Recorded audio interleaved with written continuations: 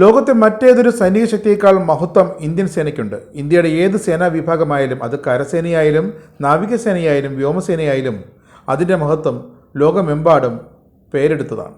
Indian സേനയിൽ ചേരുമ്പോൾ തന്നെ ഓരോ സൈനികനും അത് ഏത് റാങ്കിലായാലും നിർബന്ധമായും പാലിക്കേണ്ട നിബന്ധനകളും ചട്ടങ്ങളും മറ്റേതൊരു സർക്കാർ വകുപ്പിനെയും സ്ഥാപനത്തെയും പോലെ സൈന്യത്തിലും കൃത്യമായി മനസ്സിലാക്കി കൊടുക്കാറുണ്ട് തുടക്കത്തിൽ തന്നെ. ഇത് ഇന്ത്യയാണ്. ഹിന്ദുക്കളല്ലാത്തവർ, ഹൈന്ദവരല്ലാത്തവർ ദേവാലയങ്ങളിൽ ചെന്ന് നിർബന്ധമായും പൂജ ചെയ്യണം, ആരതി വീഴണം എന്നൊന്നും ഇന്ത്യൻ സേനയുടെ ചട്ടങ്ങൾ നിർബന്ധിക്കുന്നില്ല. എന്നാൽ അതാത് യൂണിറ്റിൽ സേവനമനുഷ്ഠിക്കാനെത്തുമ്പോൾ അവിടുത്തെ സൈനിക ആചാരങ്ങളിൽ പങ്കെടുത്തിരിക്കണം. അതൊരു കൂട്ടായ്മയുടെ ഭാഗമാണ്, വിട്ടുനിൽക്കരുത്. അങ്ങനെ ചെയ്യാൻ വിസമ്മതിച്ചു കൊണ്ടേയിരുന്ന ഒരു സൈനിക ഓഫീസറെ, ലഫ്റ്റനന്റ് സാമുവൽ കമലേശനെ സൈന്യം കോർട്ട് മാർഷൽ ചെയ്ത് പുറത്താക്കിയിരുന്നു.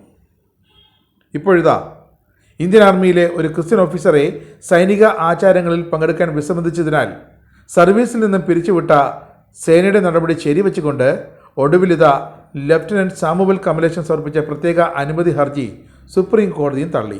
ലഫ്റ്റനന്റ് സാമുവൽ കമലേശൻ ഇന്ത്യൻ ആർമിയുടെ 3ാം കാവലറി റെജിമെന്റിലെ 3 ടാങ്കുകളുടെ കമാൻഡിംഗ് ഓഫീസർ എന്ന ട്രൂപ്പ് ലീഡറായിരുന്നു.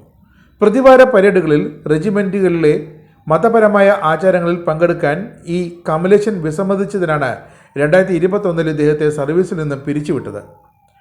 തൻ്റെ പ്രൊട്ടസ്റ്റന്റ് ക്രിസ്ത്യൻ ഏകദൈവ വിശ്വാസവുമായി ഈ സൈനിക ആചാരങ്ങൾ പൊരുത്തപ്പെടുന്നില്ല എന്ന് കമലേശൻ ഒരു കാരണമായി ചൂണ്ടിക്കാട്ടിയിരുന്നു.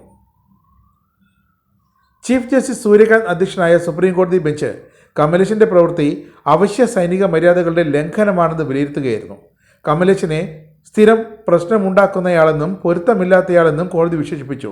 അതായത് ഇന്ത്യൻ സേനയ്ക്ക് ഇതുപോലൊരു ഓഫീസറെ ആവശ്യമില്ല, ഇന്ത്യൻ സേനയുടെ പൊരുത്തപ്പെടാത്ത വ്യക്തി എന്ന് തന്നെയാണ് പുതുതായി ചുമതലയേറ്റ ചീഫ് ജസ്റ്റിസ് സൂര്യകാന്ത് കണ്ടെത്തിയതും. സൈനികർക്ക് ഉദ്യോഗസ്ഥരിലുള്ള വിശ്വാസം ഊട്ടിയുറപ്പിക്കുന്നതിൽ ആചാരങ്ങൾ പ്രധാന പങ്ക് വഹിക്കുന്നുവെന്ന് സൈനിക വിദഗ്ധർ തന്നെ അഭിപ്രായപ്പെടുന്നുണ്ട്.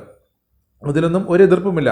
ഒരു ജവാൻ തൻ്റെ സൈനിക ഓഫീസറുടെ കൽപ്പന പ്രകാരം തൻ്റെ ജീവൻ നൽകാൻ തയ്യാറാകുന്നത് ആ ഓഫീസർ തൻ്റെ കൂടിയാണെന്ന് തോന്നുമ്പോഴാണ്.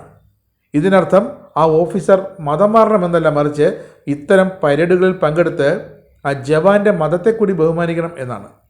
ജവാന്മാർ അങ്ങോട്ട് എന്ത് നൽകുന്നോ അത് തിരികെ നൽകാൻ, അത് ഇരട്ടിയായിട്ടെങ്കിലും ബഹുമാന ആദരവോടെ തിരികെ നൽകാൻ ഓഫീസർമാർക്കും ബാധ്യതയുണ്ട്.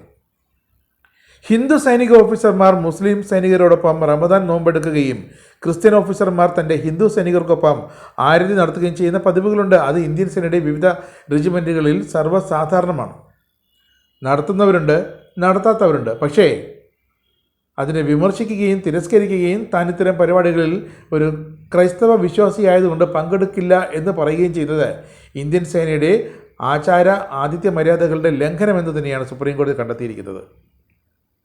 ഇന്ത്യൻ സായുധ സേന ഭരണഘടനാപരമായ പ്രതിബദ്ധതയിൽ സെക്യുലർ ആണെങ്കിലും ഓരോ യൂണിറ്റിനും മന്ദിർ, മസ്ജിദ്, ഗുരുദ്വാര, ചർച്ച് ഇങ്ങനെ വിവിധ ആരാധനാ ആലയങ്ങൾ ഉറപ്പാക്കിയിട്ടുണ്ട്. 125 താഴെ ഉദ്യോഗസ്ഥരുള്ള ചെറിയ യൂണിറ്റുകൾക്ക് സർവ്വധർമ്മസ്ഥല അല്ലെങ്കിൽ എല്ലാ മതക്കാർക്കുമുള്ള പ്രാർത്ഥനാ ഹാളുമുണ്ട്.